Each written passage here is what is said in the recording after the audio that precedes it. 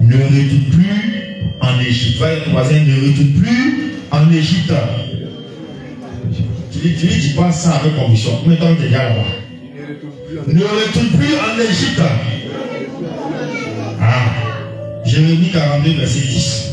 C'est ce qu'on va étudier ce matin.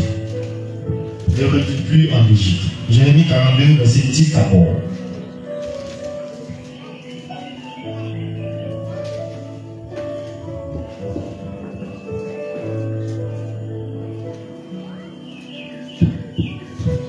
Jérémie 42, verset 10. Oui.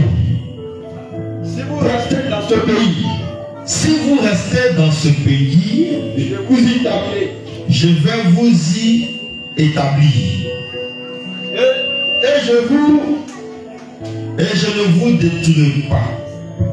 Je vous planterai et je ne vous arracherai pas. Car je me répands du mal que je vous ai fait. Alléluia.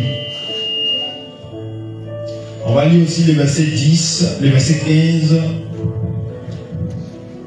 au verset 19.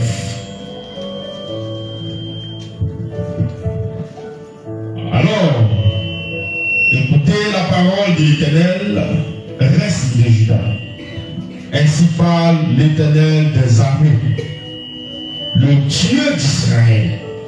Si vous tournez le visage pour aller en Égypte, si vous y allez demeurer, l'épée que vous redoutez vous atteindra là au pays d'Égypte. La famine que vous craignez s'attachera à vous là en Égypte et vous y mourrez. Tous ceux qui tourneront le visage pour aller en Égypte afin d'y demeurer mourront par l'épée, mourront par la famine ou mourront par la peste.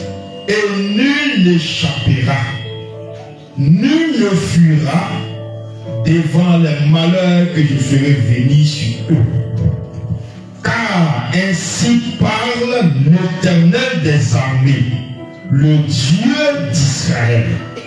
De même que ma colère et ma fureur se sont répandues sur les habitants de Jérusalem, de même ma fureur se répandra sur vous. Si vous allez en Égypte, vous serez un sujet d'exécration, d'épouvante, de malédiction et de peur, et vous ne verrez plus ce lieu.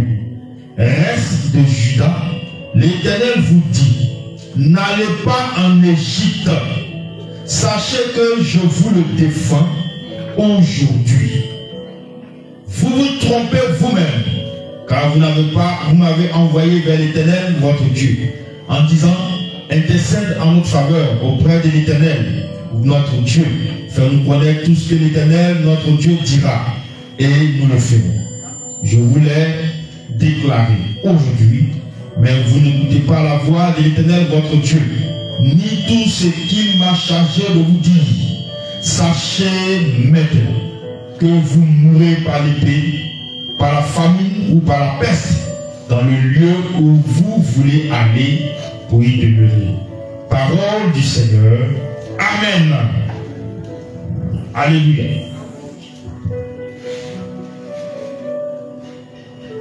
On va développer un peu ce passage.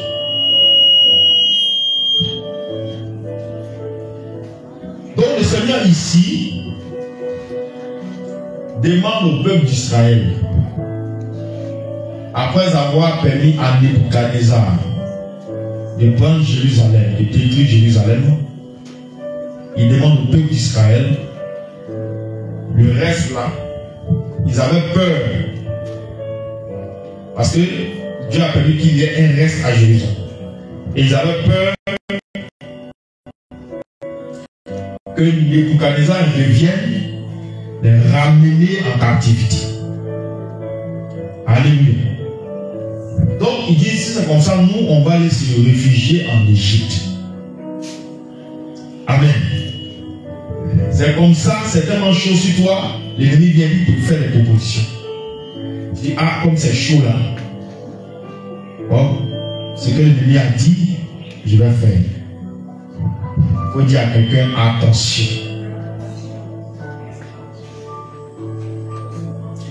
Donc, c'est comme ça qu'ils sont allés voir Jérémie.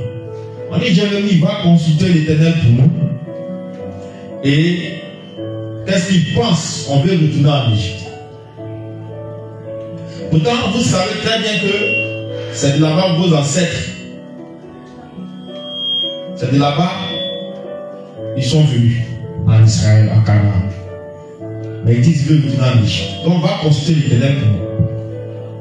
Et quand tu vas consulter l'Éternel, ce que l'Éternel va dire, nous on va écouter, on va exécuter. Donc c'est comme ça, Jérémie a allé devant le Seigneur. Il a prié Dieu et le Seigneur lui répond. Il est revenu leur dire, pour ce que vous m'avez envoyé, voici ce que Dieu dit. Mais la parole qu'ils ont dit, tout ce que Dieu va dire, on va respecter là. Ils ont oublié ça.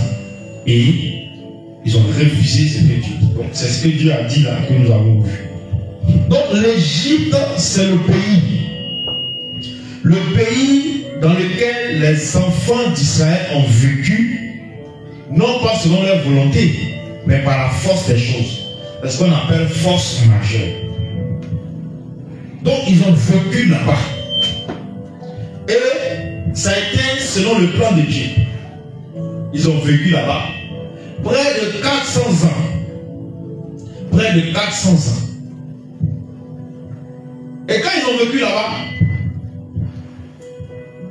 ils étaient pas comme les Égyptiens vivaient.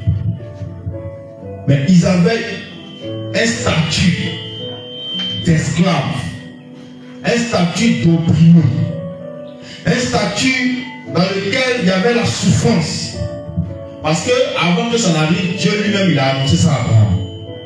Il dit tes enfants seront esclaves quelque part sur une terre étrangère. Ils seront esclaves quelque part. Mais je vais descendre après et je vais les libérer. On va lire Genèse 15, verset 13. Il faut bien écouter. Il y a beaucoup de choses dans ce que nous allons développer qui vont te permettre de comprendre ta vie.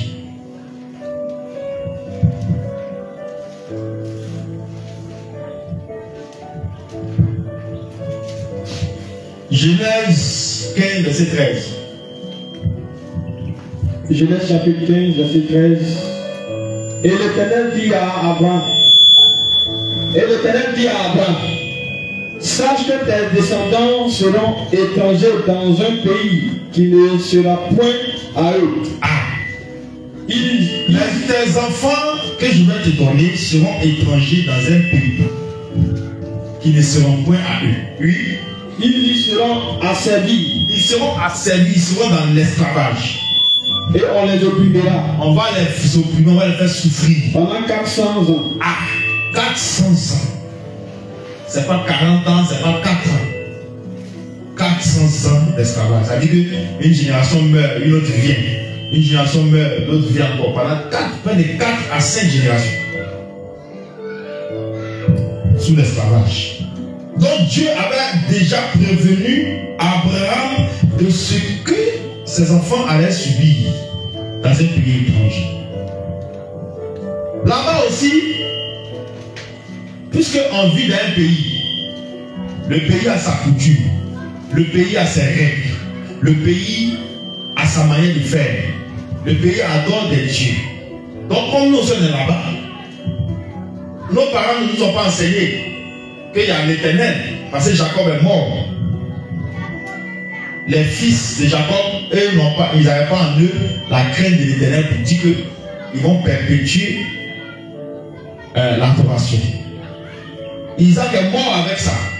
Avant, il a transmis à Isaac. Isaac a adoré le vrai Dieu. Isaac a transmis ça à Jacob. Jacob a adoré le vrai Dieu. C'est pourquoi il dit je suis le Dieu d'Abraham, d'Isaac et de Jacob. Pourquoi il dit je suis le Dieu d'Abraham, d'Isaac et de Jacob?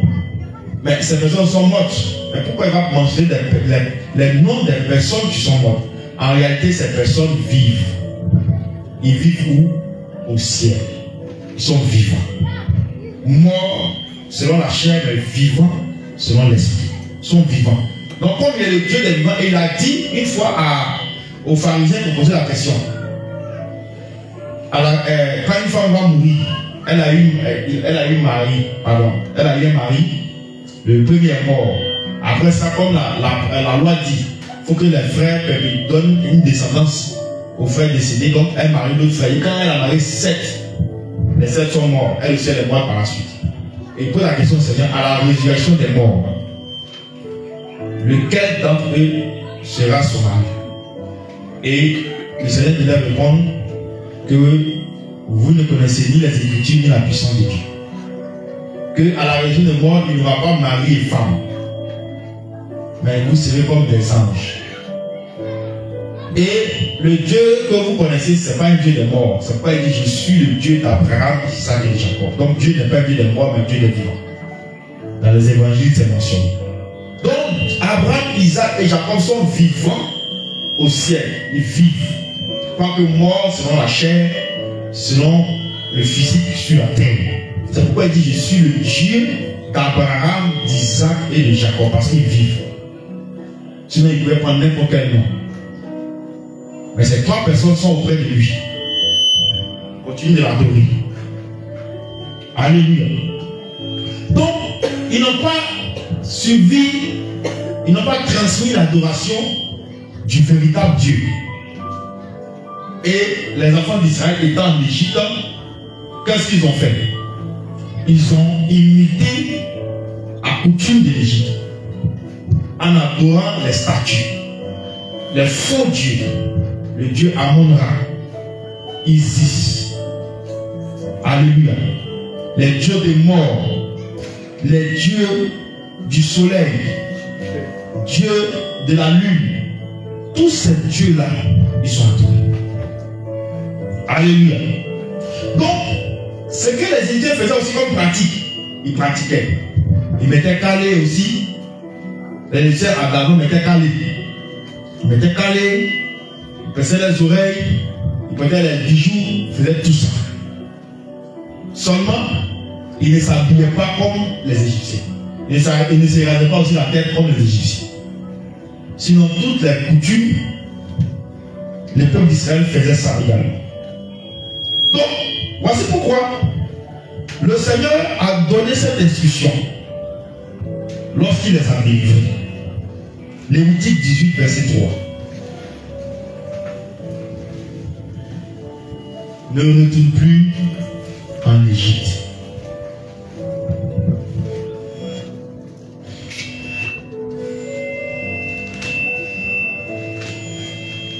Lévitique 18, verset 3.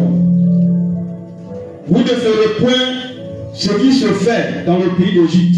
Le Seigneur dit, vous ne ferez point ce qui se fait dans le pays d'Égypte. Oui.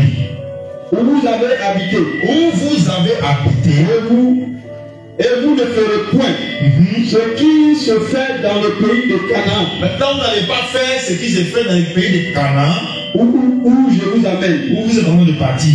Vous ne suivez point leurs usages. Vous n'allez pas suivre leurs usages. Vous n'allez pas suivre ce qu'ils font. Vous n'allez pas suivre leurs pratiques. Alléluia. Donc, le Seigneur maintenant descend. Choisit un homme. Moïse donne ses frères pour aller délivrer ce peuple de la servitude. En réalité, ce n'est pas seulement des travaux forcés. Ce n'est pas seulement des corvées que Dieu les a délivrés, mais Dieu aussi les a délivrés spirituellement. En les détournant des adorations des faux dieux pour ramener l'adoration à lui. Donc c'est comme eux aussi. Regardez un peu le processus. Tu es esclave. On va venir discuter tout à l'heure. Dieu descend et te délivre. On fait ta délivrance ici. Tu sautes là-bas, waouh, tu vomis, waouh, tu tournes ici, waouh. C'est pas ça? Dieu dit. Maintenant, si Dieu t'a délivré, qu'il te laisse comme ça, tu seras tenté encore de retourner en Égypte ou dans ce que tu faisais. Alléluia. Donc Dieu a pris un homme et il allait délivrer Israël. La délivrance qu'il apportait à Israël, là, ce n'est pas seulement physique comme je le disais, mais c'est aussi spirituel. Il y avait des prisons spirituelles dans lesquelles Israël était, suite au péché, leur propre péché, le péché de leurs parents, le péché de leurs arrière-grands-parents. Ils étaient dedans dans ces prisons-là. Et comme aussi ils étaient sous l'esclavage physique, avec des travaux durs, avec des corvées. Alléluia. C'est ce qui s'est passé. Donc le Seigneur maintenant a vu ça et dit, je vais révéler ma gloire. Parce que tous les peuples de la terre adorent des faux dieux. Donc je vais révéler ma gloire à ce peuple pour qu'au travers d'eux, le monde entier sache qui est le véritable Dieu. Donc ici Dieu se choisit un peuple. Dieu prend un peuple. Et il met un homme au devant pour révéler sa gloire à ce peuple. Donc Dieu maintenant descend et il délivre de la servitude. La servitude de l'Égypte, par quoi? Des miracles. Parce que tout ce qui s'est passé en Égypte, on appelle ça des 10 plaies, mais ce sont aussi des miracles. Parce que ce sont des choses qu'aucun Dieu n'a fait. Il n'y a pas un Dieu qui peut faire ça. Alléluia. Donc par des miracles et par des prodiges. Amen. Exode 6, verset 3 à 6. Vous allez voir comment Dieu est descendu. Il faut suivre bien le développement. Ça va t'aider à comprendre comment Dieu aussi a fait pour que tu sois chrétien aujourd'hui, chrétien de la Sainte. Exode 6, verset 3 à 6. Oui. Exode chapitre 6, verset 3 à 6. Je suis apparu à Abraham. Je suis apparu à Abraham, À Isaac et à Jacob, comme le Dieu Tout-Puissant. comme le Dieu Tout-Puissant. Mais je n'ai pas été connu sous le nom de l'Éternel. Sous le nom de l'Éternel. J'ai dit à Abraham que je suis Dieu Tout-Puissant, mais je n'ai pas été connu sous le nom de l'Éternel. Mais maintenant, vous, les descendants de ces trois personnes, je me révèle à vous maintenant comme étant l'Éternel. Alléluia.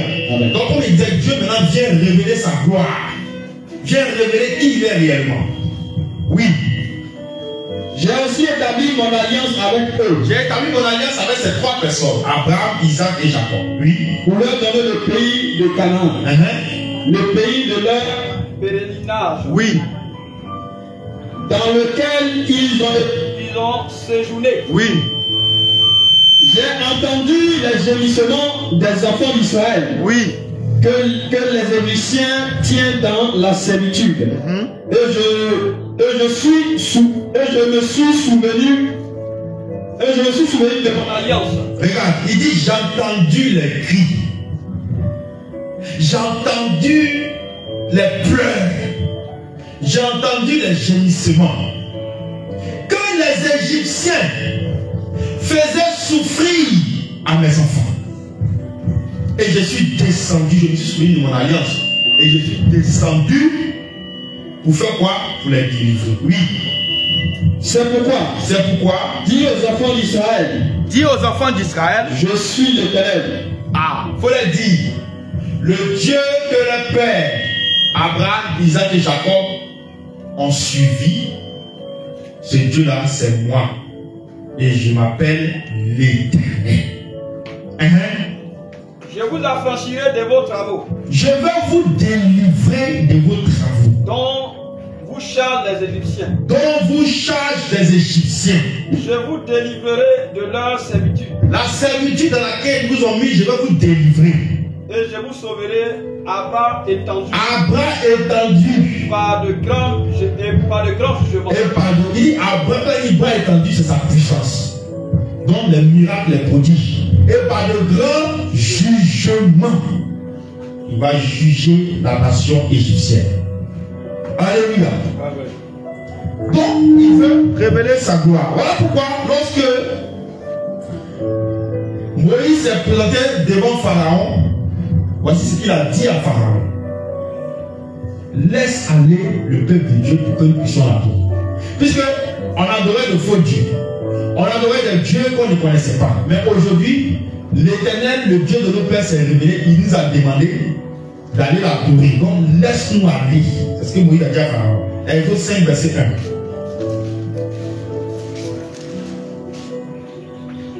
1. Exode chapitre 5, verset 1. Oui. Moïse et Aaron se rendirent ensuite auprès de Pharaon. Ils sont allés devant Pharaon, oui. Et lui dit, ils ont dit, ainsi parle l'Éternel. C'est Dieu, ainsi parle Dieu, l'Éternel. Oui. Le Dieu d'Israël. Le Dieu d'Israël. Laisse aller mon peuple. Laisse aller mon peuple. Pour qu'il célèbre au désert une fête à mon honneur. Pour qu'il célèbre au désert une fête à mon honneur. Parce que les fêtes qu'ils célèbrent ici, là, ce n'est pas à mon honneur. C'est en l'honneur des dieux morts. C'est en l'honneur des démons. C'est en l'honneur des esprits impurs. Mais laisse-les aller pour qu'ils puissent célébrer une fête à mon honneur. Exode 7, verset 16. Exode 7, verset 16. Oui. Et tu diras à Pharaon. Et tu diras à Pharaon. L'Éternel, le Dieu des Hébreux. L'Éternel, le Dieu des Hébreux. M'a envoyé auprès de toi. M'a envoyé auprès de toi. Pour te dire. Laisse aller mon peuple. C'est un ordre. Afin qu'il me serve. Laisse aller mon peuple afin qu'il me serve dans le désert. Et voici. Jusqu'à présent. Tu n'as pas écouté. Tu n'as pas écouté. Vous voyez? Laisse aller mon peuple.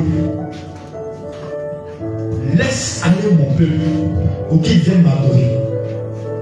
Parce que ce qu'ils font là, l'adoration ils font là, c'est pas moi. Donc laisse les gens venir m'adorer maintenant. C'est ce que Moïse a donné comme instruction à Pharaon. Alléluia. Donc il est arrivé par la suite que Dieu maintenant, Pharaon n'avait pas écouté, Dieu maintenant descend et il délivre son peuple. Il frappe l'Égypte de différentes plaies. La dernière plaie, la plus mortelle, a dit la mort des premiers-nés. Quand il finit ce travail maintenant, le Pharaon maintenant libère. Il dit, ah, je ne peux plus. Je ne peux plus les retenir. Allez-y. Donc il libère le peuple. Amen. Donc le peuple est libéré des travaux forcés, de la souffrance, des douleurs. Mais aussi le peuple est libéré. Parce que quand Pharaon dit, je vous libère, allez-y, il les a libérés aussi des prisons spirituelles des dieux égyptiens. Alléluia. Et maintenant, ils ont reçu cette délivrance-là. Ils ont reçu cette liberté-là, cette lumière-là. Leur esprit est ouvert, connecté maintenant. Voilà tout ce que Dieu a fait. Disposer, leur cœur disposé pour aller maintenant adorer le vrai Dieu. Alléluia. Parce que si le Seigneur les faisait sortir simplement comme ça, c'est-à-dire la première fois que Moïse va parler à Pharaon, Pharaon dit, bon d'accord, allez-y. Ils n'allaient pas croire, ou ils n'allaient pas avoir la crainte de Dieu. Et ils n'allaient pas voir comment ça n'a pas été facile. La délivrance. Donc Dieu a endurci même le cœur de Pharaon. Pour montrer non seulement à l'Égypte qu'il est puissant, pour montrer aussi à Israël qu'il est puissant. Alléluia. Et c'est ce qui s'est passé. Donc, à la sortie d'Égypte, Dieu ne peut pas les laisser comme ça. Bon, tu dis qu'on sorte et qu'on vienne t'adorer. Mais on vient t'adorer comment? On t'adore de quelle manière? Amen. S'il laissait comme ça, c'était gâté. La preuve, tout ce qu'ils ont vu même, qu'est-ce qui s'est passé au désert? Ils ont fait le veau d'or en rappel avec ce qu'ils faisaient avec les pratiques de l'Égypte. C'est comme tu vas voir un chrétien, Dieu l'a délivré, il connaît la vérité, mais dans sa pratique, il va chanter, il va danser, il y a encore le monde là. Ah, on va venir. Donc il faut bien suivre. Et prendre le temps de développer ça. Pour que quand on va arriver là où il faut là, tu puisses aller, en même temps quand il dit 1, ton esprit va sur ça. Quand il dit 1, ton esprit va sur ça. Donc tu vois un chrétien, il dit dans la vérité, dans cette doctrine, mais il n'a pas des pratiques de l'Égypte. Le fou d'or. Et Dieu avait raison de ne pas les laisser comme ça. Ah, tu dis qu'on va t'adorer. Mais on t'adore comment? L'Éternel. On t'adore comment? Comment on doit faire? Alléluia. Donc Dieu maintenant a fait quoi? Il a envoyé sa parole pour les enseigner et leur montrer comment ils doivent marcher et comment ils doivent suivre l'Éternel à travers quoi? Ses lois, ses ordonnances. Exode 19, verset 3 à 6. Exode 19, verset 3 à 6. Exode chapitre 19, verset 3 à 6. Oui. Il est écrit, Moïse monta vers Dieu. Moïse allait vers Dieu. Et l'Éternel appela Du haut de la montagne. en disant, tu parleras Ainsi à à la maison de Jacob. Tu vas parler à ce peuple-là. et tu diras aux enfants d'Israël, Israël. Oui. vous avez vu ce que j'ai fait en Égypte Vous avez vu ce que j'ai fait à l'Égypte, non? Et comment je vous ai porté sur des ailes d'aigle. Comment je vous ai pris sur des ailes d'aigle, oui. et amené vers moi. Et je vous ai ramené vers moi. Maintenant, Si vous écoutez ma voix, il dit maintenant que c'est fini, je vous ai ramené vers moi là. Maintenant, écoutez le contrat qui vous lie à moi. Oui. maintenant, si vous écoutez ma voix, Si vous écoutez ma voix, si vous gardez mon alliance, et si vous gardez mon alliance, vous m'appartiendrez en tous. vous allez m'appartenir en tous les peuples. Car Oui, Toute la terre est à moi. la terre m'appartient. Vous serez pour moi un royaume de Vous serez sacrificateurs pour moi un royaume de sacrificateurs. Retiens bien ce mot. et une nation sainte. Parce que devant là-bas, on va développer sacrificateur et une nation Sainte. sainte. Voilà les paroles que tu diras aux enfants d'Israël. 20, verset 1 à 17, on ne va pas totalement lire. Mais ici, il s'agit des premières lois, c'est-à-dire des premiers commandements qu'on qualifie de 10 commandements. Les 10 commandements, Exode 20, verset 1 à 17, où il dit: je suis l'Éternel ton Dieu, tu n'auras pas, qui t'est délivré du pays d'Égypte, de la maison de servitude. Tu n'auras pas d'autre Dieu devant ma face. Tu ne te feras point d'image taillée, ni de représentation des choses qui sont en haut dans le ciel, en bas sur la terre et dans les eaux plus bas que la terre. Et tu ne vas pas te prosterner devant elle. Car moi, l'Éternel, je punis l'iniquité des pères sur les enfants jusqu'à la 3e et la 4e génération. Et je fais miséricorde jusqu'à la 1000e génération de ceux qui m'aiment. Quand il finit maintenant, tu ne tueras point, tu ne combattras point, tu ne commettras point d'adultère jusqu'à... Alléluia. Donc maintenant, Dieu donne la manière dont il faut l'adorer. Est-ce que quelqu'un m'a dit que c'est l'Éternel? On ne sait plus comment t'adorer maintenant. Ils savent. Donc toi qui connais la loi d'une nation, d'un pays que tu as fait la loi, le juge te condamne à la prison. Voilà pourquoi Dieu a été vraiment sévère avec eux. Parce qu'ils connaissent la loi. Mais l'une des raisons aussi, c'est quoi?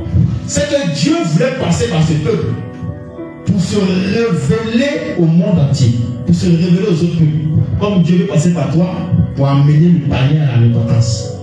Maintenant, toi qui connais la loi,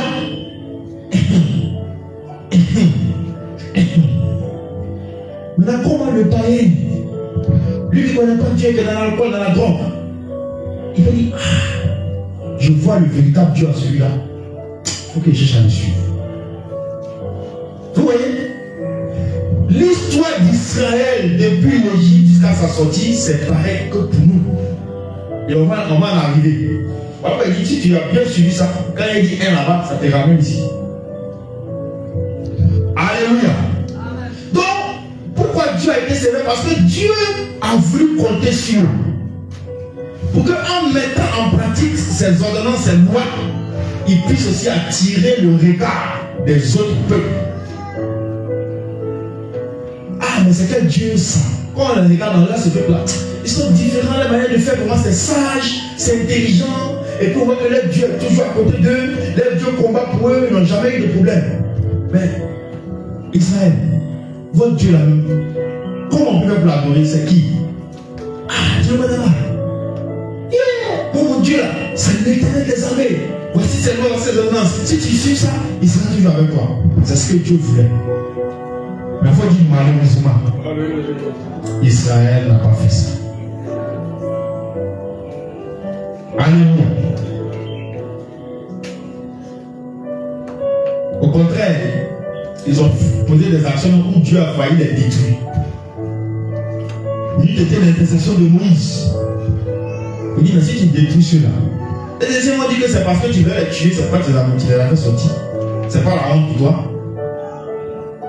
Comme Dieu aussi n'aime pas la honte, il dit, c'est vrai, ce que tu dis. On a tu as raison. Non, je ne lui pas. Il dit, il veut tuer ce peuple, il le détruit, et puis toi, il fait de toi une grande nation. Il dit, non. Abraham aussi, Abraham a dit que Dieu, tu m'as menti. Parce que tu as dit mes descendants. Alléluia. Donc Dieu a dit, ah, c'est vrai aussi. Hein. Oui, tu as raison. Hein. Et il s'est réparti. Alléluia. Dieu aussi écoute conseil. Ah. Qui va aller garder son nom? Tout ce qu'on a, les caractères, juste qu'on a, on a tous pris ça de Dieu. Mais maintenant, tu n'es pas que ton nom s'écarte. C'est pour ça que Dieu ne veut pas que son nom s'écarte. Donc Dieu a écouté le conseil de sa créature, un être humain. Maintenant, toi, on te donne conseil, tu ne peux pas. Ton cas est grave. Alléluia. Donc, Dieu maintenant les a délivrés. Il a donné quoi? La parole. Les lois et les ordonnances ont été données pour parfaire la nature des enfants d'Israël. Pour que les enfants d'Israël soient parfaits devant Dieu. Soit cette nation sainte. Soit ce sacrificateur que Dieu veut. Alléluia. Pour que la nature soit semblable à celle de Dieu. C'est-à-dire que Dieu voulait que ce peuple-là soit comme lui. Que ce peuple-là lui ressemble. Donc il a donné quoi? Les lois et les ordonnances. Pour dire, suivez, marchez comme ça. Si vous marchez comme ça, alors vous serez comme moi. Vous allez faire ce que je veux. Et je serai toujours avec vous. C'est pourquoi Dieu dit, vous allez m'appartenir dans toutes les nations. Parce que toute la terre est à moi.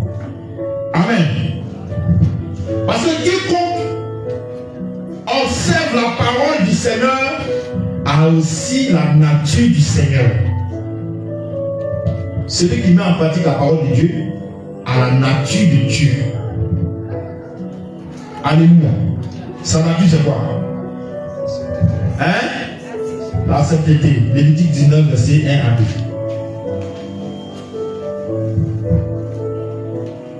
Lévitique 19, verset 1 à 2. La sainteté.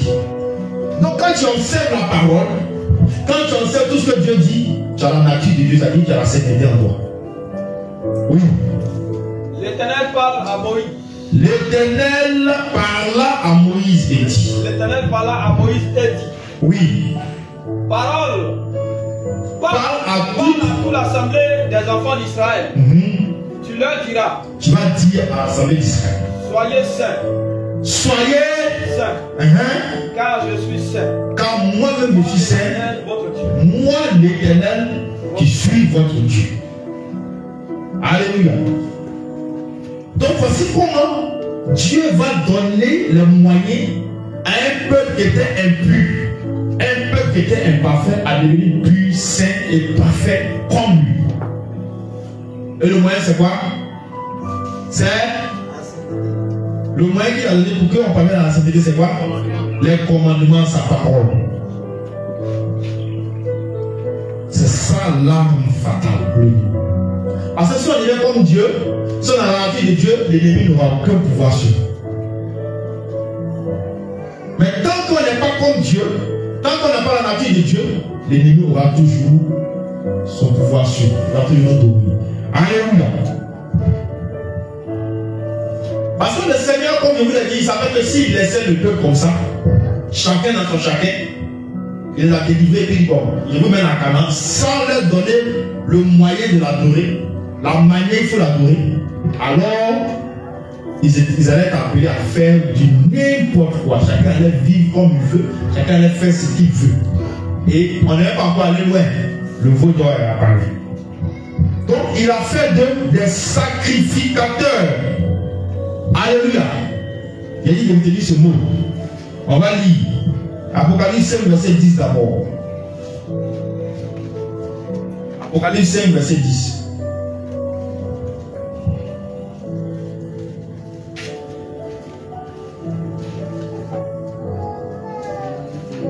Apocalypse chapitre 5, verset 10. Oui. Tu as fait d'eux un royaume. Tu as fait d'eux un royaume. Et des sacrificateurs pour notre Dieu. Et ils régneront sur la terre. Ils régner sur la terre. Vous voyez, sacrificateur pour Dieu. Exode 19, verset 6. Exode 19, verset 6.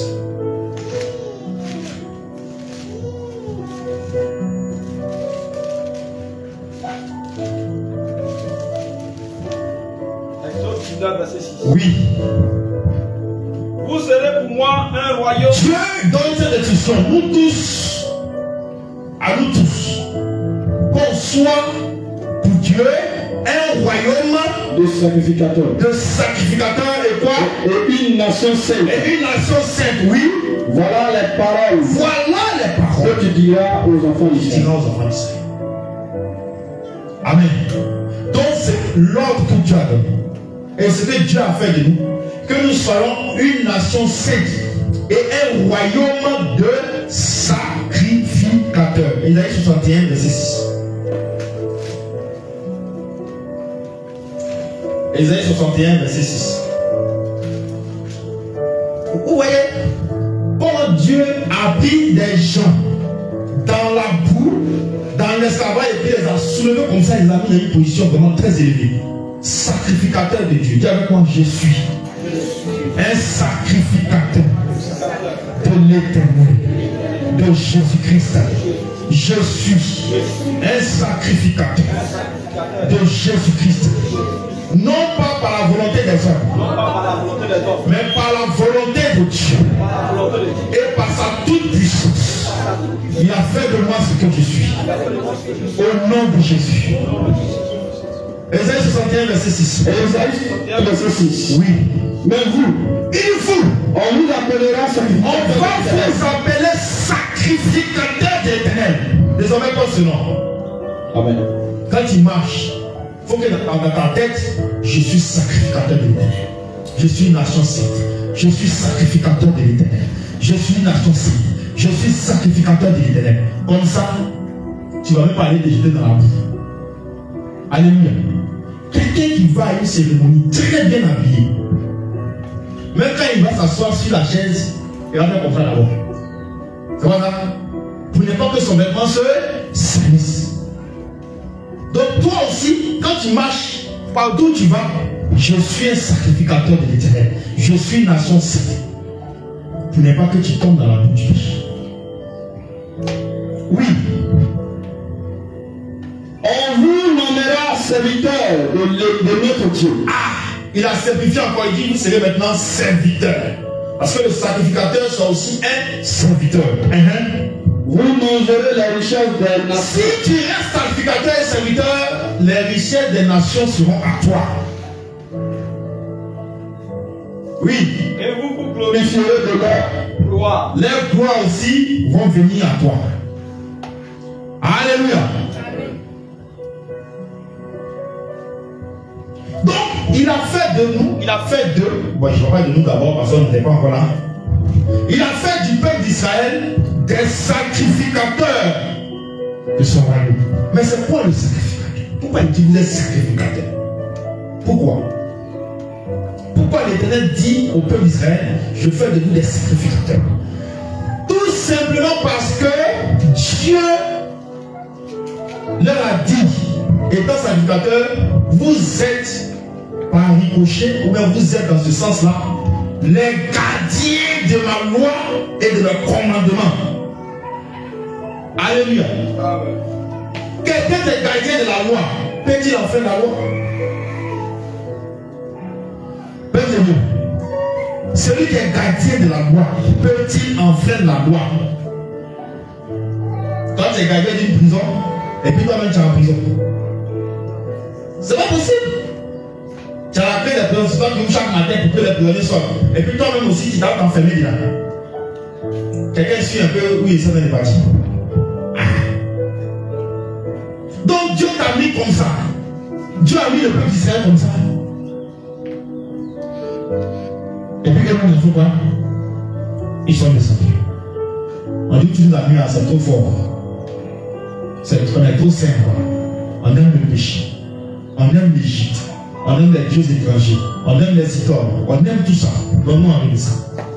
Esclavage, ça nous plaît. On veut repartir. La preuve, dans les Écritures, plusieurs fois ils ont eu à murmurer contre Moïse et contre Dieu. Oui, on était mis en Égypte. Là-bas, on avait de la nourriture. On avait du pain. Il y avait un tombeau là-bas. Ici, là, on mourit, toi, nous enterrer. Ouais. Ça me fait penser à. Ça me fait croire que les Israélites, en fait, j'avais un côté buté, hein. Ils ont fait des funérailles. Alléluia. Toi, tu n'as pas encore. C'est difficile dans le désert, c'est tombeau, c'est plus. Tu cherches à avoir quand tu vas mourir. Hein? Donc, peut-être qu'ils n'ont pas un petit côté buté par hasard. Buté avec son affaire de funérailles. Je suis venu ici, dans la région, c'est là qu'il a vu qu'on adore la mort comme ça. Même funérailles. Quand on va dire église, il n'a pas l'argent. Mais quand il faut dire funérailles, il va trouver les moyens. On adore la mort. Donc, voici ce que ce peuple-là a dit. Parce que en faisant ces dieux les sacrificateurs, Dieu leur dit, vous êtes les gardiens de la loi. Les gardiens de la parole. Dit, je suis. Par la volonté du Tout-Puissant. Le Seigneur Jésus-Christ. Le gardien de la parole. Je suis le gardien de la parole. Parce que Dieu a fait de moi un sacrificateur de son royaume. Au nom de Jésus. Vous voyez? Donc il dit, mais ça parce qu'ils étaient en réalité les gardiens de la parole, c'est-à-dire des personnes par qui d'autres peuples seront enseignés, d'autres peuples seront aussi éclairés. Alléluia. Tu comprends maintenant où il va dire? Maintenant si toi, par qui les gens doivent venir au Seigneur, par qui les gens doivent recevoir la lumière, par qui les gens doivent être enseignés, si toi, tu es le gardien, tu en fais les règles, mais qui va être sauvé?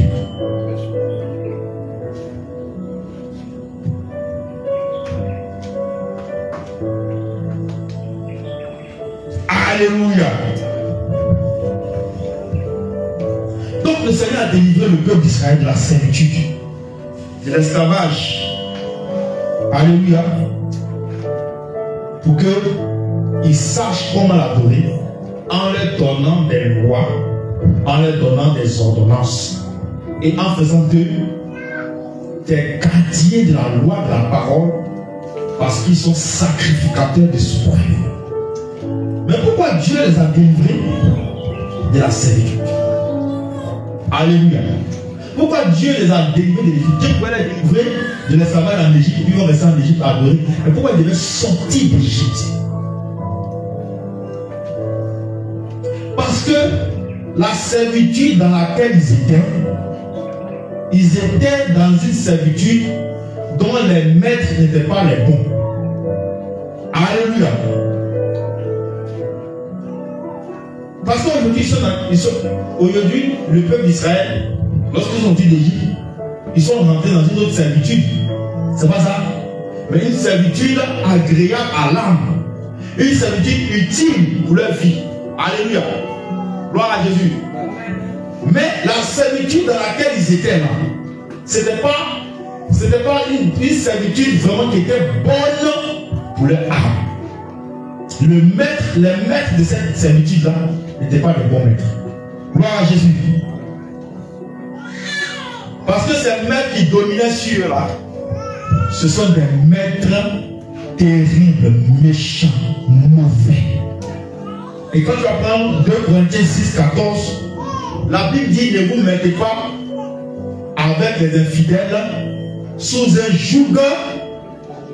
Et Jésus plus loin dit encore, venez à moi parce que mon fardeau est léger, mon joug est léger. Alléluia. La parole dit venez à moi vous tous qui êtes fatigués. Et par la suite il dit prenez mon fardeau parce qu'il est doux et léger. Alléluia. Donc on dit ici maintenant de ne pas se mettre avec les infidèles sous un joug étranger. Dis avec moi joug étranger.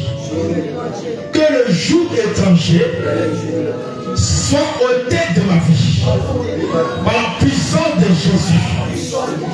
Amen. Donc ils étaient tous, je prends d'abord le peuple d'Israël, ils étaient tous sous un joug étranger. Et les maîtres qui servaient, ce sont des maîtres méchants qui n'apportent pas de récompense. Même à leur mort, ces maîtres allaient encore leur faire du mal.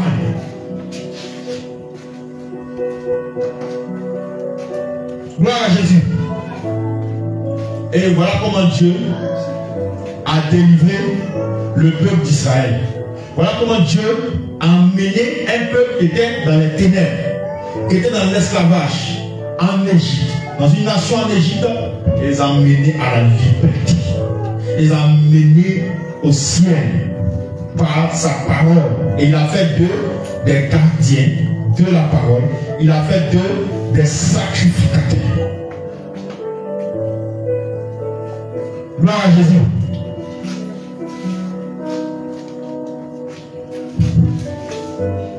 On va faire maintenant l'analogie. L'analogie, ça veut dire on va faire maintenant la comparaison. La même histoire qui s'est passée avec le peuple d'Israël, ça s'est passé maintenant pour toute l'humanité. Ce qui s'est passé avec Moïse et le peuple d'Israël, c'était l'homme des choses à venir. Dieu était en train de préparer quelque chose. Il avait essayé, voir si c'est que le plan qu'il a tracé là allait aboutir avec l'homme. Donc, Moïse est venu et il a délivré un peuple de la servitude. Ça, c'était une nation, c'était un groupe précis. Amen. Amen. Il a délivré un peuple des faux dieux, les dieux de l'Égypte, de fausses pratiques, des pratiques qui n'honoraient pas le nom du Seigneur. Dieu a délivré par Moïse ce peuple. Mais il dit bien, le peuple sur qui j'ai compté, pour qu'on puisse me connaître en tant que l'Éternel, ce peuple ne m'a pas honoré. Au contraire, les nations ont continué, les autres ont continué à adorer leur Dieu. Les autres ont continué à suivre leur voie. On continue à faire des choses qui ne sont pas à ma gloire. Donc cette fois-ci, je vais plus me révéler à un peuple seulement, mais je vais venir me révéler au monde entier. Et c'est comme ça que l'Éternel des armées lui-même descend en tant que Jésus-Christ. Acclame le nom du Seigneur.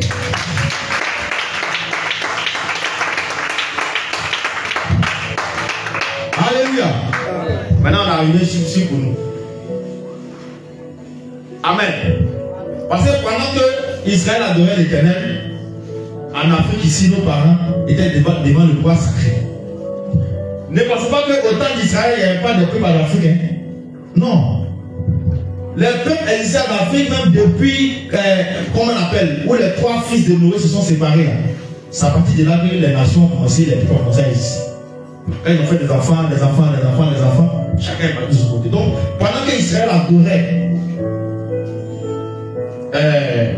l'Éternel, en Afrique ici, nos parents étaient dans les fétiches, étaient dans les bébés, étaient dans les choses, ils dansaient, il y avait l'eau, il y avait les bois sacrés, il y avait le feu, en tout cas ils faisaient tout. Mais l'Éternel était en Israël, avec Israël dans le désert. Alléluia. Donc, nous aussi, mais avant de quitter là, on va prendre 1 Pierre 3, verset 18 d'abord. Parce que Jésus, le Seigneur, le roi des rois, est descendu pour libérer le monde entier de la captivité. Pour que pour parvenir à Sion, la montagne de Sion. Oui. 1 Pierre 3, verset 18.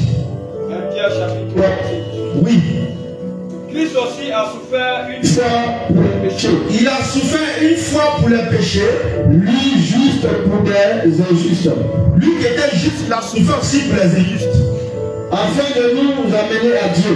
Afin de nous amener à Dieu. Ayant été mis à mort. Ayant été mis à mort. Quant à la chair. Quant à la chair. Mais ayant été rendu vivant. Ayant été rendu vivant quant à l'esprit. Vous voyez? Donc Christ a souffert pour nous. Il a pris notre place. Et nous a levés de l'échec. Quand on prend aussi le livre de Hébreux 9, 28.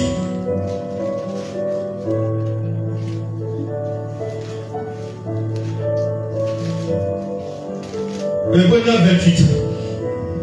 Hébreux chapitre 9, 28. Oui. De même Christ. De même Christ. Qui s'est offert une seule fois. Pour porter les péchés. Pour porter les péchés. Plusieurs. Apparaîtra sans péché. Une seconde fois. À ceux qui l'attendent. À leur salut. Quand il dit, quand il va apparaître une seconde fois à ceux qui l'attendent pour leur salut. À quel événement? L'enlèvement. Alléluia. Donc Christ a souffert une seule fois pour porter les péchés de plusieurs. Plusieurs ici, c'est l'humanité entière. Alléluia. Donc, où Dieu voulait se révéler, il a pris un peuple avec un nom. Il a révélé son nom l'Éternel. Mais cette fois-ci, il a étendu ça à tous les peuples, à toute l'humanité, en donnant lui-même à la personne de Jésus-Christ. Donc nous étions comme les enfants d'Israël en Égypte. Alléluia. On adorait des faux dieux. Qui est né chrétien ici? Personne. Même quand même que tu es né dans une famille chrétienne, là encore, c'est gâté. Alléluia. Amen. On suivait les traditions et les coutumes de nos parents. Tout ça, c'est quoi? C'est... Hein? C'est l'Égypte. En fait, de voir l'Égypte comme ça. Quand il dit ça te ramène de l'autre côté. C'est quoi la vie? Donc, on suivait les traditions et les coutumes de nos parents.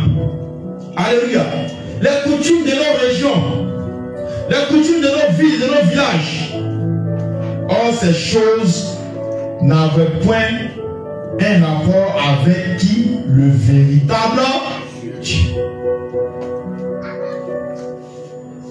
Quand on est, et puis la grand-mère ou la maman, elle dit, bon, comme c'est une fille là, on va percer son oreille. Ça vient de qui? C'est qui t'écoute. C'est l'Égypte.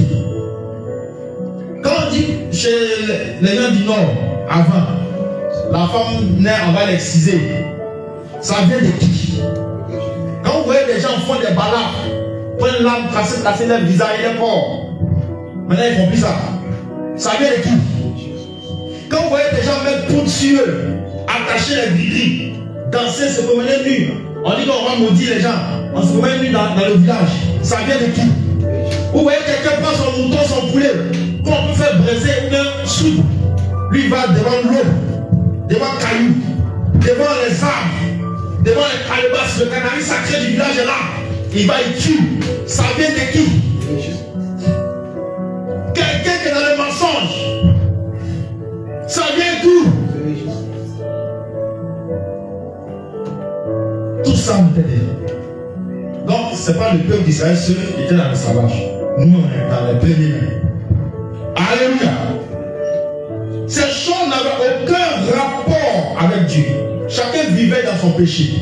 Quand tu étais dans le vol, dans la masturbation, tu ne peux pas regarder l'image. Dès que tu regardes l'image, la douche est en feu. Alléluia. Le savon fini. Alléluia. Masturbation, homme comme femme. Ça, cette pratique-là vient d'où? Je continue. Quand tu étais dans la pornographie,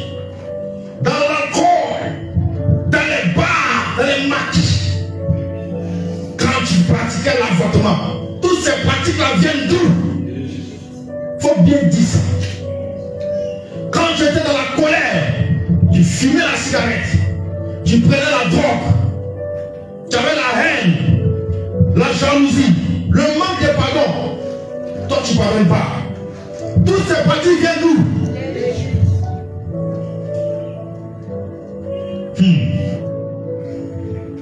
Quand tu étais dans l'adoration des fétiches, tu partais chez les marabouts, chez les charlatans. On te donnait des amulettes, des ceintures de sécurité, des bagues, des chaînes.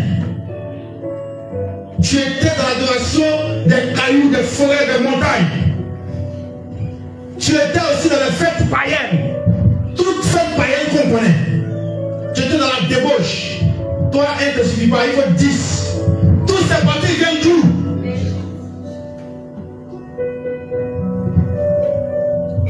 Et tu étais dans ça. Ton âme souffrait. Ton âme était opprimée. Je vais te présenter une image. Tous ces péchés qu'on a cités, ça te donne satisfaction pour 2 minutes, 5 minutes, 10 minutes. Maintenant, quand tu finis, que tu es assis maintenant, qu'est-ce qui se passe? Tu ne réfléchis pas à ta vie. Tu dis, je viens de faire quoi? Ou bien, cette vie-là même. Et quand tu penses comme ça, il y a une voix qui dit, oh, c'est pas grave, va faire encore, ça va te soulager. Ça n'est jamais arrivé à quelqu'un? C'est légitime. Tu faisais tout ça, pour toi c'était le bonheur, pour toi tu te donnais le plaisir. Mais en réalité, ton âme n'était pas à l'aise, tu étais en esclavage. Alléluia. Ces choses nous avaient condamnés pour la perdition. Ces choses nous avaient condamnés pour le feu de l'enfer. Parce que le maître derrière ces choses, c'est lui. C'est lui. Lui qui te poussait à faire tout ça. Chez nous là-bas, dans nos villages, on ne met pas rat, on ne met pas goûter, on ne met pas mouton. Si lui, on ne mange pas, il faut nous envoyer, on te montrer comment faire la soupe. Alléluia. Nous, on mange tout. Sauf si tu refuses toi-même de manger. Mais si l'autre mange, ce n'est pas interdit. Si tu vois quelqu'un manger crapaud, ce n'est pas mauvais. Alléluia. Quelqu'un qui mange scorpion, ce n'est pas mauvais. Laisse-le manger. Lui, il a envie. Si toi, tu n'es pas manger, laisse-le manger.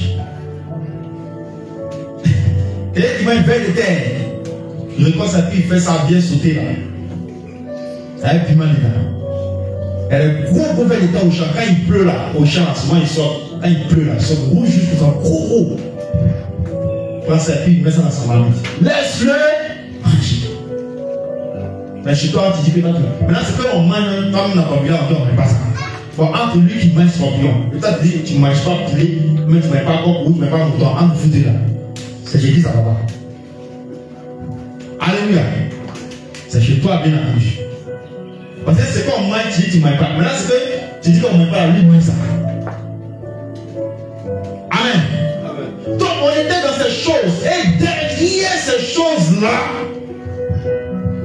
le malin là, et puis la clame dit, mes serviteurs, mes servantes, mes sacrificateurs, sacrificateurs des ténèbres.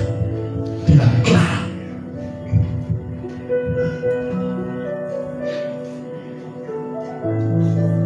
Alléluia. Parce que lui, il n'a aucun salut à te donner. Lui, il est déjà condamné. Donc, s'il a toutes ces choses-là, c'est un peu en acide. Tout péché que tu connais, dans lequel tu te trouves, c'est que tu es encore en Égypte. Parce que si tu es sorti de l'Égypte, tu as plus raison. Alléluia. Parce que celui qui te pousse à faire ça, lui, il est déjà condamné. On va prendre Jean 16, verset 8 et verset 11. Jean 16, verset 8, verset 11. Que le sommeil ne l'emporte point sur toi.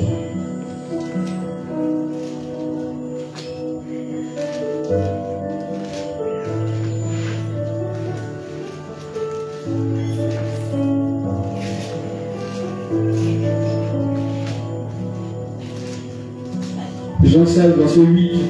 Oui. À 11. Verset 8, verset 11.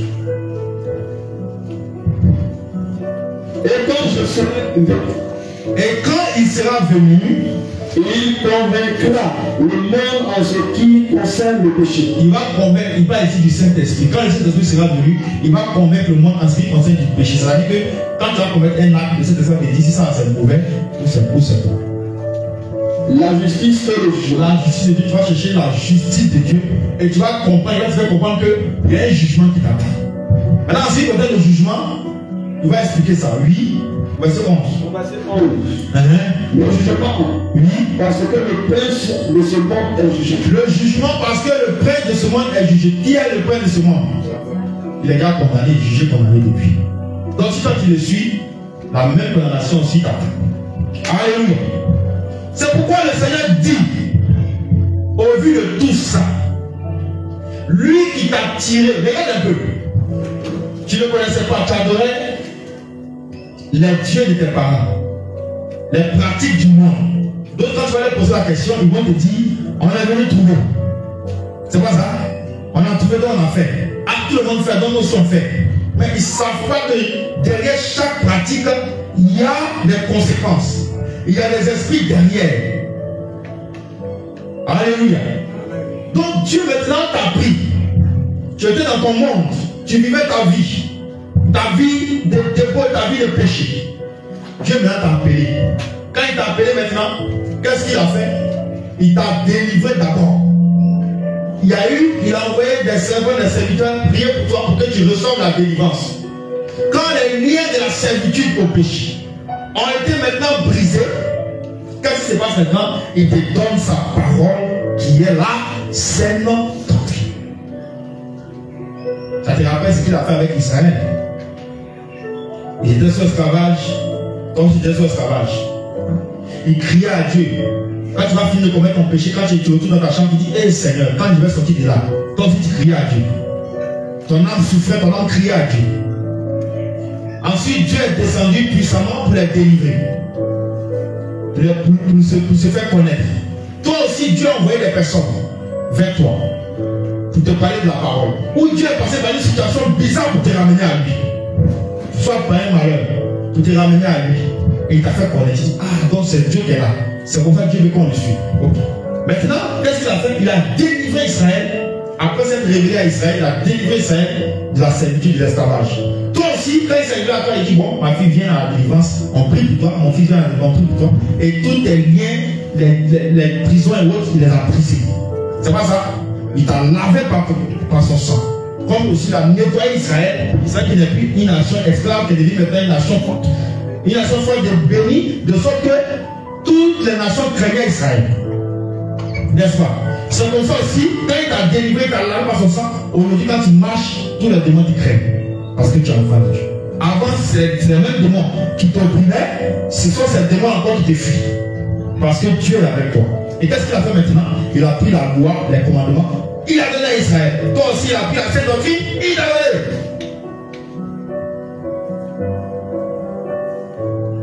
Maintenant, il dit, je fais de toi un sacrificateur de croyance, c'est-à-dire un gardien de ma parole. Et c'est ce que tu es devenu.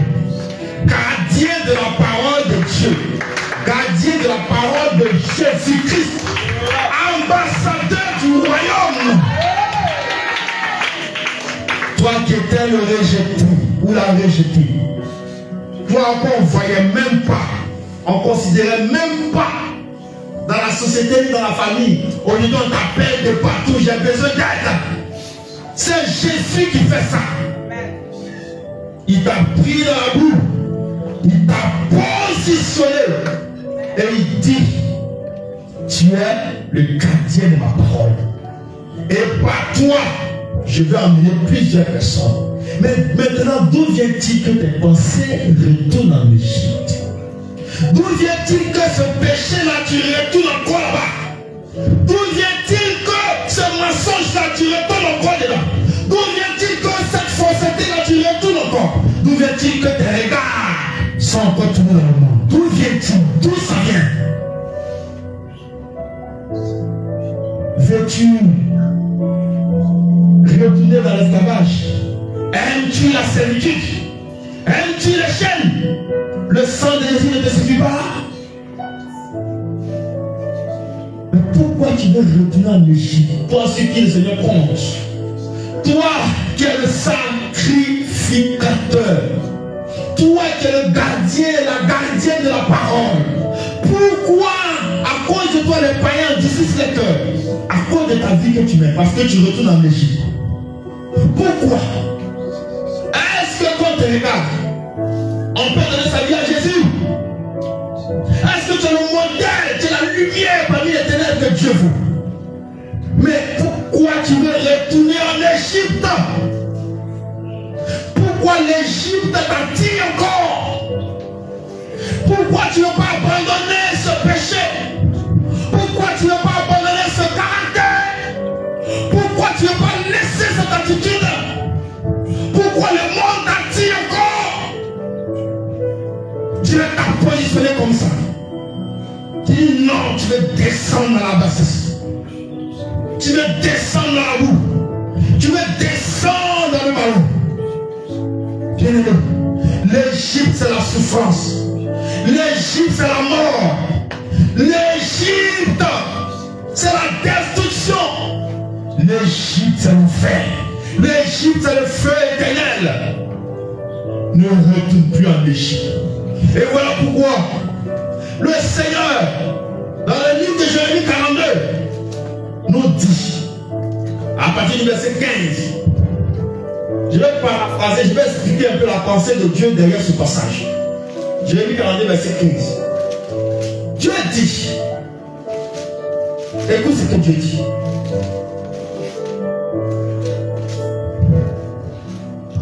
Alors écoutez la parole de l'Éternel, reste de Juda. Ainsi parle l'Éternel des armées, le Dieu d'Israël. Si vous retournez le visage pour aller en Égypte, si vous y allez demeurer, alléluia, l'épée que vous redoutez vous atteindra là, au pays d'Égypte.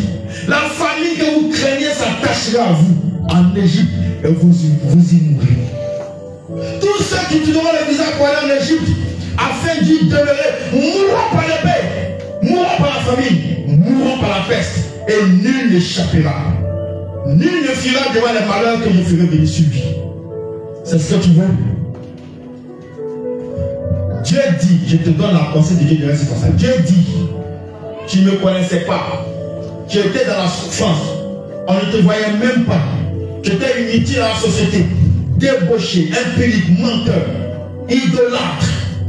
Avec tous ces péchés, je suis venu, je me suis révélé à toi. Je me suis révélé à toi. Je t'ai donné ma parole. Je t'ai lavé par mon sang. Je t'ai pris dans la bouche, je t'ai lavé aujourd'hui, tu es propre. Et maintenant tu dis tu vas m'abandonner. Maintenant tu dis tu vas retourner à tes folies. Maintenant tu dis tu vas retourner à ce que tu étais. Je te mets en garde. Si tu retournes là-bas, voici ce que je vais faire. Parce que tu n'as pas reconnu mon bienfait. Parce que tu n'as pas reconnu ma puissance.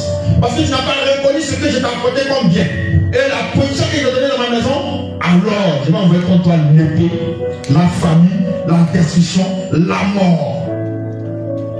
Voilà l'avertissement que Dieu te donne. Crains-tu Dieu? Si tu crains Dieu, cette parole-là, tu vas t'en rappeler.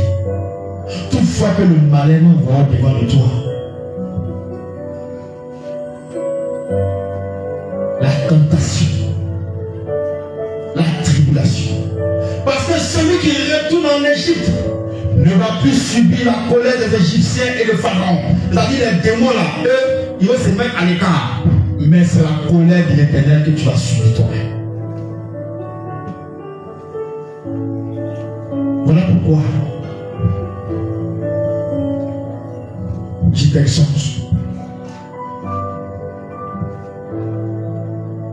L'Égypte, c'est la souffrance, c'est la mort, c'est l'angoisse, ce sont les inquiétudes. C'est ça l'Égypte.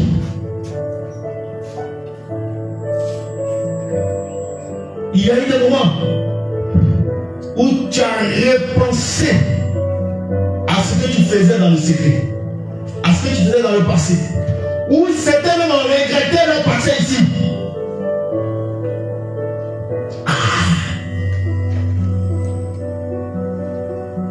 Moi avant même était mieux. Si j'étais là-bas, c'était bon. Mais est-ce que tu sais ce que tu as fait en ce moment-là? Est-ce que tu sais comment le Seigneur s'est senti? Même si tu n'as pas ouvert la bouche, que tu as simplement pensé, tu es déjà retourné en Égypte. Sans même, tu as dit penser seulement, tu n'as pas encore fait. Tu as pensé seulement, tu es déjà reparti en Égypte. Et pour ça, tu es passible du châtiment de Dieu, tu es passible d'aller en enfer. Simple pensée. D'autres ont dit avant il y avait l'argent. Et vous allez voir, il y a des gens qui sont retournés en Égypte par les paroles. Qu'est-ce qu'ils disent? Avant j'étais comme ça. Avant j'avais ça.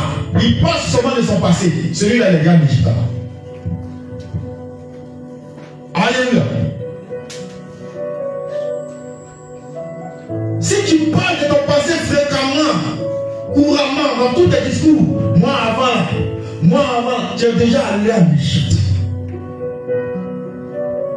Terminé pour toi. Je crois qu'une fois le Seigneur nous a interpellé dessus ici, par prophétie. Il a parlé de ça ici une fois. Il me rappelle très bien. Ceux qui parlent de leur passé, qui aiment parler de leur passé, la paix est ici, un dimanche. C'est pourquoi quand le Seigneur nous parle ici, on n'a pas écrit, pourquoi on va oublier? Parler de ça seulement, ça te ramène en Égypte. Et ça attriste le cœur du Seigneur. Il dit, mais voici mon enfant, que j'ai fait, dont j'ai fait un sacrificateur. Un élite de mon royaume. Un ambassadeur de mon royaume. Mais regarde ce qu'il fait. Ses pensées sont tournées vers l'Égypte. Ses regards sont tournés vers l'Égypte. Et il ne fait pas ma gloire.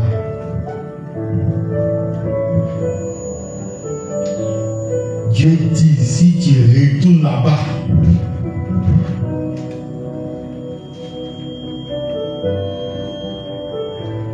l'épée, la famille,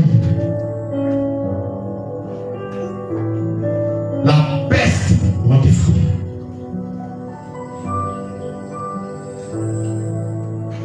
Le malheur va s'abattre sur toi si tu retournes en Égypte. Tu seras heureux pour un temps, mais après viendra le pleurs. Et tu seras le seul responsable.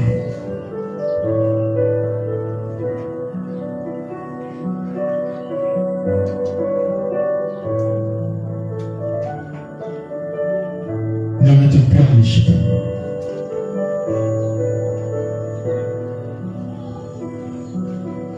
Parce que tu as déclaré de ta propre bouche que je suis sacrificateur de Dieu. Si tu retournes en Égypte, c'est comme si tu disais à Dieu, Dieu, Seigneur Jésus, pourquoi tu m'as délivré de mon mensonge? Pourquoi tu m'as délivré de ma débauche? Pourquoi tu m'as délivré des liens de famille? Pourquoi tu m'as délivré des pratiques du village? Pourquoi tu m'as délivré de la mort? C'est ça. C'est ça qui dit à Dieu. Tu lui poses la question, pourquoi il a fait ça? Pourquoi tu m'as fait sortir de l'esclavage? Parce que regarde les efforts que Dieu a fournis pour que tu sois là aujourd'hui. Il est à la croix. Ça n'a pas suffi, il a déployé des moyens. On t'a parlé de Jésus, tu n'as pas écouté. Les premières personnes qui t'ont parlé de Jésus, tu as rejeté d'abord. Dieu a eu mal, il dit non, il ne va pas me décourager. Il va persister, persévérer, qu'à ce qu'il vienne à moi. Dis à ce qu'il vienne à moi. Et il a fait tout ça aujourd'hui, tu es là. Et puis tes regards sont encore là-bas. Mais tu dis à Dieu, mais pourquoi tu as fait ça? Fallait me laisser dans mon esclavage. Fallait me laisser dans la mort. Fallait me laisser entre les mains des démons. C'est ce que tu dis.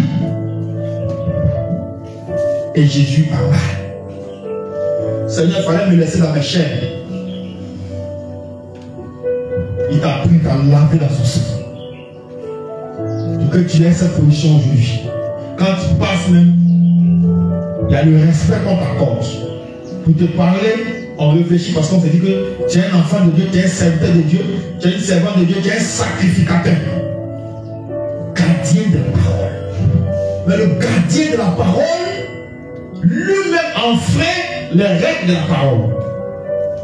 Mais comment le païen va se convertir?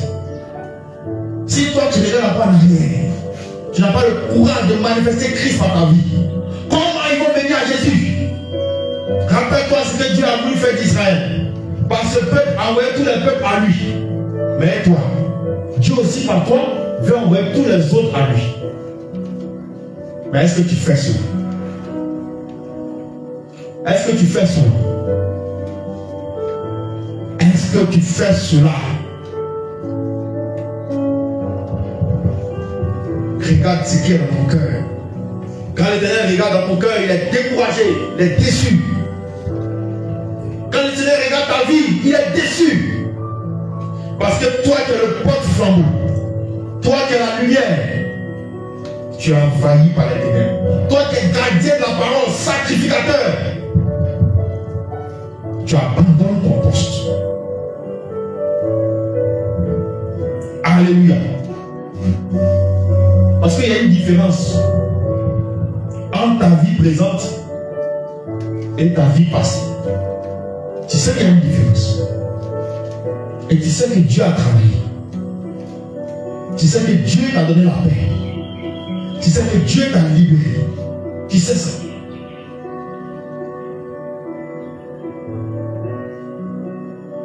On a l'habitude de dire ici, souviens-toi de là où Dieu t'a enlevé. Toujours.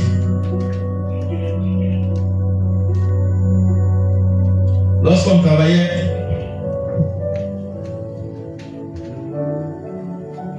l'un de nos papas a dit, ah, prenez vos photos, hein.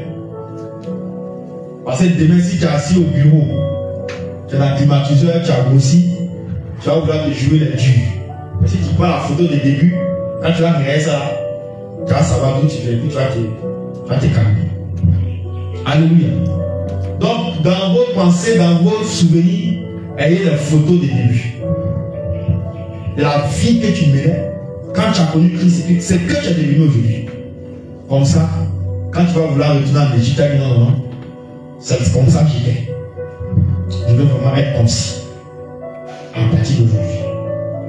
Alléluia. Tous ceux qui iront en Égypte, tous ceux qui vont retourner en Égypte, le Seigneur leur promet sa colère. Leur promet la malédiction. Leur promet l'enfer. Ça dit, tu vas d'abord souffrir sur la terre et puis aller souffrir de l'autre côté. Alléluia. Dieu veut que ses enfants marchent droit devant eux. Ne plus regarder en arrière, mais regarder droit devant toi. En ayant la parole devant tes yeux, comme la boussole qui t'éclaire, et en étant en même temps le gardien de cette même parole, par laquelle tu vas aussi attirer des personnes. On évangélise beaucoup aujourd'hui, ça n'a pas de puissance, la puissance que ça devait avoir normalement, parce que les gardiens de la parole eux-mêmes, les sacrificateurs de l'Éternel eux-mêmes, mènent pas la vie qu'il faut. Ils ne sont pas la nation très très sainte que l'Éternel dit. Parce que quand tu veux parler d'un péché, le diable te ramène un péché. Ah, mais toi si tu fais ça, et puis tu coupes avec quand tu passes le péché, tu parles d'autre chose. Mais toi-même tu fais aussi. Sauf si tu n'as pas honte. Tu te montres quelque chose que tu fais, ça tu n'as pas honte.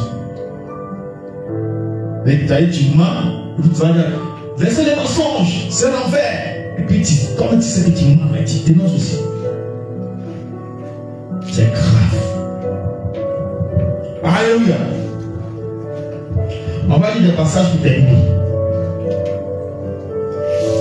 Jérémie 42, 18 à 19.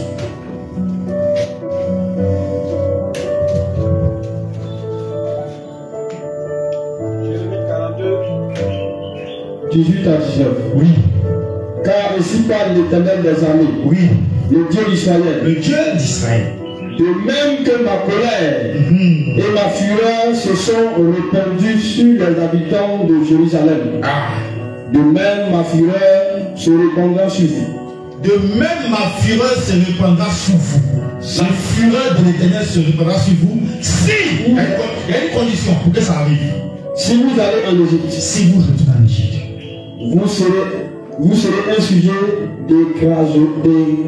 d'exécration, d'épouvante, de malédiction, malédiction. et de peur. L'opprobre, c'est une grande honte. Et vous ne verrez plus ce Dieu. vous ne verrez plus le ciel. Vous ne verrez plus la nouvelle Jérusalem.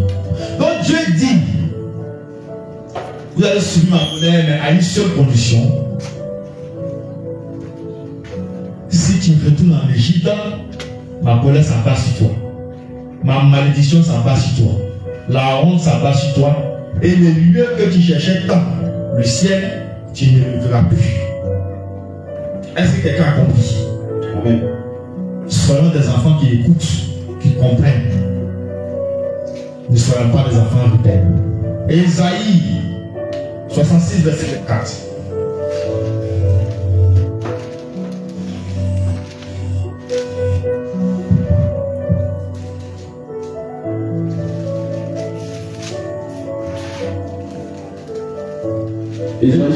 Verset 24. Oui. Et quand on sortira, On verra les cadavres des hommes on verra les cadavres des hommes qui se sont rebellés contre moi. qui se sont rebellés contre Dieu, qui sont retournés en Égypte, malgré tous les efforts que Dieu a fait pour les sauver, pour les ramener. Oui. Car leur ver ne mourra point, Le ver ne mourra point. et le feu ne s'éteindra point. Ça devait passer à quel lieu? L'enfer. C'est là-bas, feu s'éteint pas. C'est là-bas, le ver ne meurt pas. Oui. Et ils seront pour toute chair un sujet d'horreur. Un objet d'horreur. Alléluia. Hébreux 10, 26 à 27. On dit là-bas, le ver ne meurt point, le feu ne s'éteint pas. Hébreux chapitre 10, verset 26 à 27. Car si nous péchons volontairement, après avoir reçu la connaissance de la vérité, Donc la parole dit que si tu pêches de manière volontaire, c'est-à-dire que Dieu t'a donné la parole, c'est pas ça. Il t'a donné la sainte doctrine. Et puis il a fait de toi quoi? Un sacrificateur, c'est-à-dire quoi? Un gardien de la parole. Si malgré ça, tout ça, tu enfreins la loi, tu pêches volontairement, de manière volontaire, qu'est-ce qui va se passer? car si nous péchons volontairement, oui, après avoir reçu la connaissance de la vérité, après avoir reçu la connaissance de la vérité, il ne reste plus de sacrifice pour les il n'y a plus de sacrifice pour tes péchés. Parce que tu connais la parole, mais tu l'as enfreint volontairement. Tu as fait ça exprès. Oui. Mais une attente terrible. Toi, tu vis en attendant du jugement et la veille d'aller dans le feu. Tu dévores les rebelles. Tu es vivant, mais tu attends d'aller dans le feu. C'est ce que tu veux. Toi qui es sacrificateur, tu dis sacrificateur là, c'est trop pour toi, tu enlèves. Tu dis pour faire pécheur. C'est ce que tu veux? Est-ce que c'est ce que tu veux? Enfant de Dieu, réfléchis bien. Ne retourne plus en Égypte. Hébreux 6, verset 4 à 6.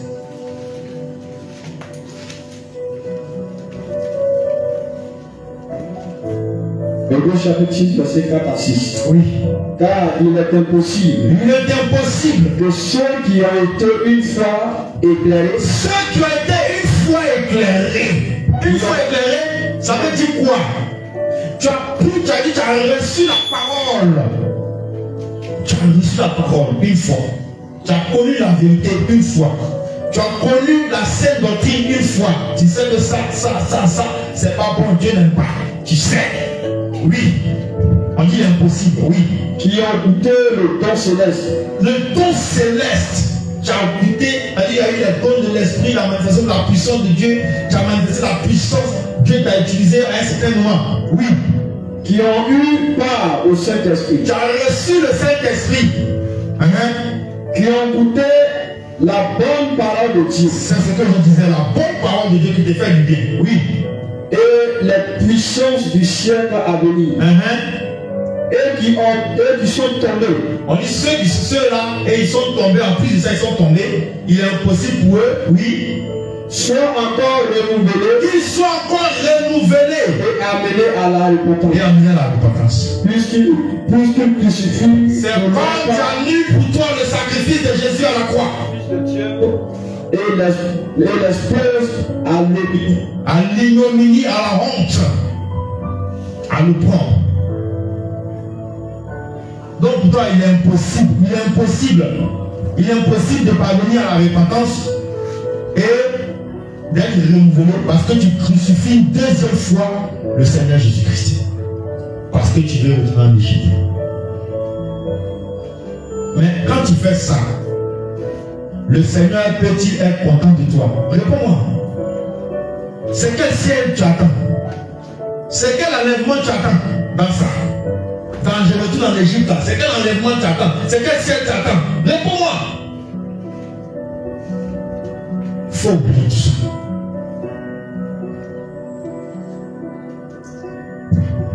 Ne retourne plus en Égypte et que tes yeux soient fixés sur Canaan, sur la montagne de Sion.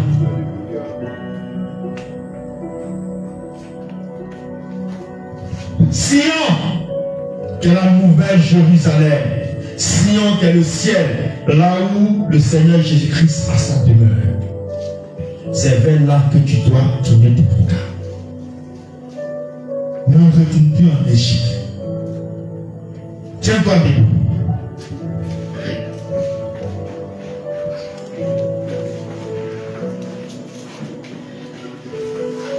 Il faut que tu rentres en toi-même encore. Plusieurs fois les choses passées, tu as voulu retourner. Plusieurs fois les choses passées, tu as voulu retomber dedans. Dis Seigneur Jésus. Il faut parler véritablement avec ton cœur. Seigneur Jésus. Tu as fait de moi. Cette prière, c'est un enfant qui parle à son papa. C'est un enfant qui va parler à son papa. C'est pourquoi il ne faut pas répéter pour répéter. Mais répète comme si c'est toi-même qui donnais les paroles. Dis Seigneur Jésus, tu as fait de moi un sacrificateur. C'est-à-dire un gardien de la parole. Et tu me donnes l'ordre d'annoncer cette parole aux autres. Tu m'as choisi et tu as fait de moi cette lumière pour que par moi, plusieurs viennent aussi à toi. Pour que par moi, plusieurs te découvrent. Mais Seigneur, quelque chose me fatigue. Tu connais ma vie. Tu connais le péché qui me fatigue. Plusieurs fois mes regards ont voulu retourner en Égypte. Seigneur Jésus, j'ai eu à cœur de retourner en Égypte. Oh Dieu, pardonne ma folie. C'est la folie qui m'a pris. Je ne savais pas ce que je faisais.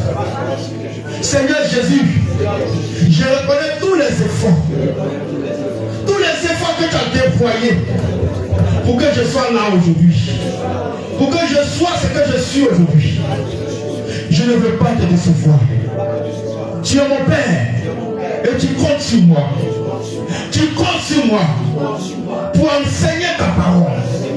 Tu comptes sur moi pour montrer aux autres comment on doit te suivre, comment on doit t'adorer. Seigneur Jésus, tu m'as fait cette grâce. C'est pour moi un privilège. C'est une grâce. Car mes amis que je connais sont encore esclaves en Égypte. Mes parents que je connais sont encore esclaves en Égypte. Je ne suis pas mieux qu'eux. Mais tu m'as regardé depuis ma souffrance. Tu fonds de ma prison. Tu fonds de mes chaînes. Tu m'as regardé. Et tu m'as dit viens. Viens. Tu m'as délivré. Seigneur, j'étais dans la drogue. J'étais dans l'alcool. Dans la débauche. Dans le mensonge. Les dieux étrangers de ma famille me persécutaient. Les décrets du monde des ténèbres pris sur ma famille avaient l'effet sur moi aussi. Mais tu as vu tout ça.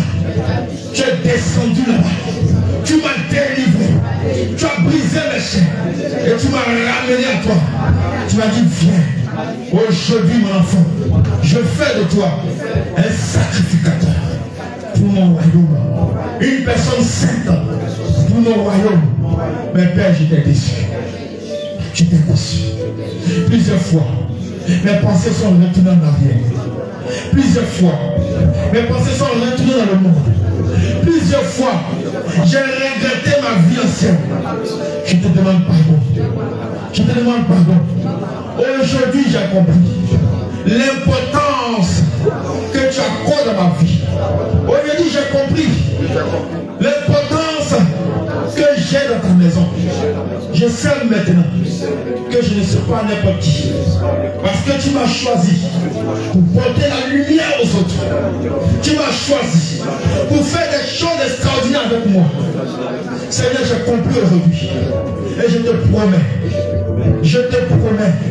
ces choses dans lesquelles tu me retrouvais, ces choses qui me salissaient encore, ces choses que je faisais et qui attristaient ton cœur, je te promets, je ne vais plus en Égypte. Je ne vais plus retourner en Égypte. Je ne vais plus retourner en Égypte. Je te promets. Je fais cette promesse. Seigneur Jésus, comme il n'y a pas un nom qui est supérieur à ton nom, je fais cette promesse. En ton nom, je fais cette promesse. Je ne vais plus reprendre ces choses. Parce que je sais désormais que tu m'as choisi et que tu as fait de moi un sacrificateur. Tu as fait de moi le gardien de ta parole. Je ne vais plus transgresser ta parole. Mais je vais l'enseigner aux autres. Pour que les autres te connaissent. Pour que les autres te suivent. Et qu'ils marchent avec toi. Éternel, aie pitié de moi. Aie pitié de moi. Je veux occuper la place que tu me donnes. La place que tu me donnes dans ta maison. Parce que tu m'as averti. Si je retourne en Égypte, ta fureur sera contre moi. Ta malédiction sera contre moi. Et je ne vais plus revenir dans le ciel. Mais je serai condamné pour l'enfer. J'ai compris cela. Seigneur, c'est qui me retient encore. C'est qui me ramène encore en Égypte. Aujourd'hui même, descends ta puissance. Et libère-moi de ça. Libère-moi. Je n'ai plus vivre cela encore. Libère-moi. Libère-moi. Libère-moi. Libère-moi. Libère-moi. Libère-moi. Libère-moi. Libère-moi. Car je vais avoir mes regards fixés sur Sion, sur la nouvelle Jérusalem, sur Canaan, sur le ciel. Car c'est là-bas que tu m'as appelé. Tu ne m'as pas appelé à l'enfer, mais tu m'as appelé au salut. Éternel, aujourd'hui j'ai compris. Et je porte sur moi cette responsabilité d'être ton sacrificateur, d'être le gardien de ta parole. Seigneur, je te promets, par moi, plusieurs personnes viendront. Plusieurs personnes te suivront. Plusieurs personnes se convertiront. Seigneur, merci. Par toi-même aussi. Par toi-même aussi. Il demande un peu de retourner en Égypte. Je ne retournerai plus en Égypte. Je m'en vais en Israël. Je ne retournerai plus en Égypte. Je m'en vais en Israël.